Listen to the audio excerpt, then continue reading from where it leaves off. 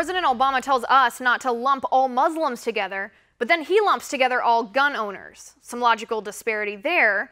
ACLU lawyers tell us right-wing extremism fosters hatred against gays and lesbians, but then they refuse to put a target on the back of the radical Islamist ideology that sentences gays to death.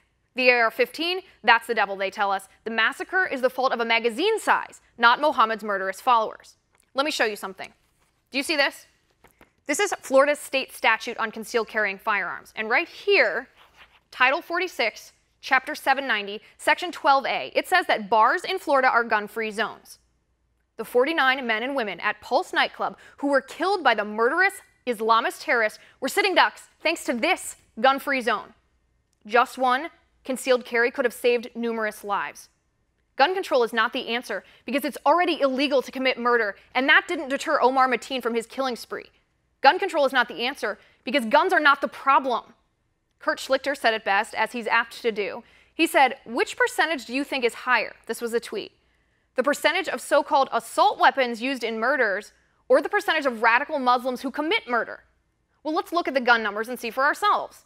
In 2014, according to the FBI's violent crime statistics, and you can easily access them on the FBI website, by the way, in 2014, there were 14,249 murders.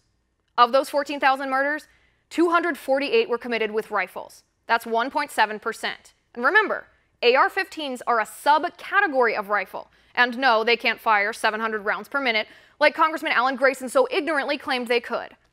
But in Orlando, San Bernardino, in Chattanooga, the Washington, D.C. and New Jersey sniper, the Oklahoma beheading, the Boston Marathon bombing, in Little Rock at Fort Hood, in Seattle at the Jewish Federation, in Los Angeles at the airport, all the murderers were radical Islamic terrorists. I beg to differ, President Obama. When you ask what difference does it make to call radical Islam, to know your enemy is to defeat them, sir. And without knowing them, it makes all the difference in the world to the people who died. That's my final point. Reach me on Twitter at Liz_Wheeler. And if you liked the show, please send me an email at oann.com/contact. And be sure to catch Tipping Point again tomorrow at 10 p.m. Eastern. And have a good night.